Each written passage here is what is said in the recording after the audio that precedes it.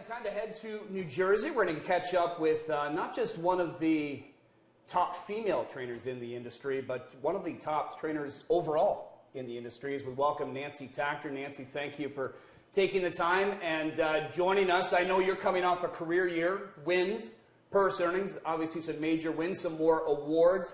Have you had any time yet to maybe sit back, relax, digest it, reflect on the season, or has it been just business as usual?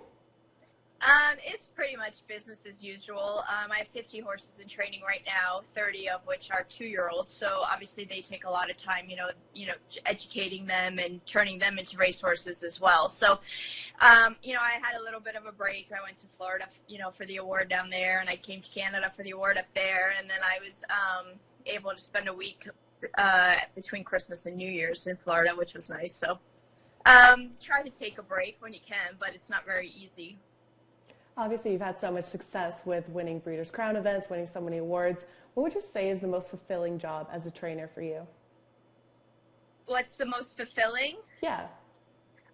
You know what? I think it's the progression, seeing the progression in the horses. Dealing mostly with young horses. When the horses come to me, they've never had a harness on. They're pretty much right out of the field, except for the ones that we've bought at the sale. So, turning them into racehorses is really gratifying. And, obviously when you can take them from that point and turning them into stakes winners and O'Brien winners and Dan Patch Award winners, it's very fulfilling. As you know, we're celebrating women this weekend, International Women's Day, not just in the industry, but around the world, of course. Talk about the women that you work closely with. I know Katie Remmerswall has been, a big part of the success with you, and maybe just talk about, the females that help you out. So, obviously Katie, she takes care of Manchego and Tall Dark Stranger and Don't Let 'Em and Kissing in the Sand. So she's got quite the power behind her as far as a caretaker. Then I also have Annette Sackerson works for me. She was caretaker for my dad. She took care of Trixton and Ariana G, and she's had some really good horses. And then obviously, my mom helps me out as much as she can. She was the backbone of, Takter Stable when my dad was training. So she's a big asset, obviously. And I actually have a female veterinarian, Dr. Megan Kemp, and she's just awesome. So, there's a lot of women around us in this business too. And, they're obviously a very big part of my success as well. So obviously you come from a well-known horse racing family, and I just got to know, was there always that pressure where did you kind of feel backed into a corner to following your dad's footsteps in terms of harness racing and becoming a trainer, or was this always something that you knew that you wanted to do?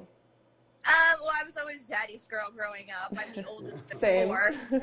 So I went everywhere with my dad all the time when I was little. I don't know how many hours I've spent in the cafeteria at the Meadowlands watching baby races when I was little because I wasn't allowed in the paddock. But, I was with him all the time in the barn. There was never really any pressure into being a trainer. Kind of just fell into it because I just loved the horses. And I was going to be a lawyer and do all kinds of other stuff in my life, but I always just ended up back in the barn. So I guess that was my calling. It's hard to kind of resist your calling when it I guess it's the right one for you. Especially when you have that kind of pedigree too. Yeah. Is that a North America Cup trophy we see behind you there? Yeah, actually it is. Yeah, that looks pretty good, doesn't it? There's the Metro one. Yeah, you had a pretty big years, we know, and that Metro winner, Tall Dark Stranger, obviously you're hoping can get you to repeat in the Pepsi North America Cup, and that's just around the corner. Right? Maybe an update on some of these, big horses coming back. I know you have Tall Dark Stranger. Of course, you're going to have, JK First Lady and Manchego coming back in that older mare division. How are they trending down this winter? Everybody's doing really well. Tall Dark Stranger had a little bit of a break after the Breeders' Crown, and he came back in. Manchego actually never got turned out, neither did Kissing in the Sand. They just, had like a week or 2 off after the TVG, and they continued training straight on through, as well as JK First Lady after the 3 Diamonds. So they have a lot of foundation on them at this point, and we just actually race bike First Lady yesterday for the first time, and Manchego went race bike today. Tall Dark Stranger's going tomorrow. Don't Let Him's going tomorrow. So, it's kind of an exciting time of year. Yeah. After going all these slow, continuous miles where you just go around the track 100 million times a day, and finally get to go some speed is obviously a lot of fun. And, just to see the maturity in them, Tall Dark Stranger grew up a ton. He's beautiful. He's a beautiful horse. He's always been a beautiful horse, but he, really filled out this year. And, Manchego, she's a gorilla. She trained absolutely like a monster this morning. So I'm really happy with how she's coming back. And even Kissing in the Sand was very good this morning. So right now, everybody is on target and where they're supposed to be. So we're looking forward to big things from them. Now, will the game plan be with Tall Dark Stranger this year to get here for some of the OSS programs, maybe leading up to the Annie Cup? I know there's one at the end of May, and then that would maybe lead you into the Sun Beach somewhere in the eliminations? It's a little different. It's going to be a little different preparing Tall Dark Stranger for the North American Cup as opposed to Captain Crunch, because Captain Crunch had the Pennsylvania Sire Stakes up to it, whereas Tall Dark Stranger's Ontario Sire Stakes, actually there's two legs before the North American Cup, and they're both on small tracks, which I don't really find ideal for him. So leading into a race, like the North American Cup, where he needs to have enough speed under him. Yeah. So probably we're going to be a little bit backed into a corner of what we're able to do. Probably 3-year-old Open at the Meadowlands is probably going to be, our best option. Qualifiers, which I really, they're not the same as races. So I hope that we're able to fill some 3-year-old Opens. He has to Sun Beach somewhere, and, we're going to have to play around with his schedule a little bit to make sure that he's tight enough for the North American Cup when it does arise. How about the babies? How are the babies doing? Babies are doing really well. We had, actually my dad was up from Florida this week, so he helped me train a few of them, and he sat behind them. And it's always nice to hear his comments, especially when they were all good comments. So that was nice.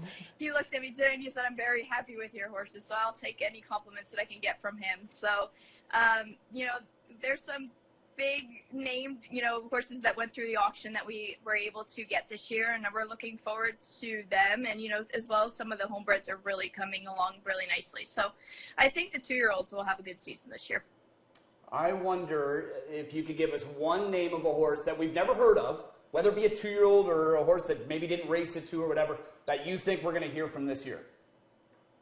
Oh, geez, that's really hard. One that you haven't heard of, well, I actually have a really nice homebred from Diamond Creek that is an Always Be Mickey out of a sister to Pure Country by the name of Fable.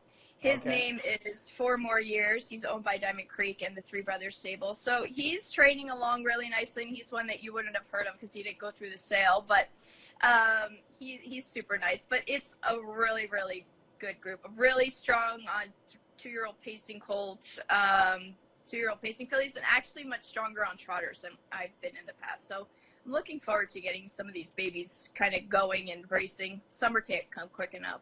Yeah, Mohawk Million trotters maybe, huh? I hope so. We'll have to win the Wellwood and get in there. But, there you go. That's the best way to get in for sure. Yeah. And cheapest. Yeah, win that purse and then get that pay to get in there, maybe win that $1 million purse as well. So, well, we're excited for you, and we appreciate the time.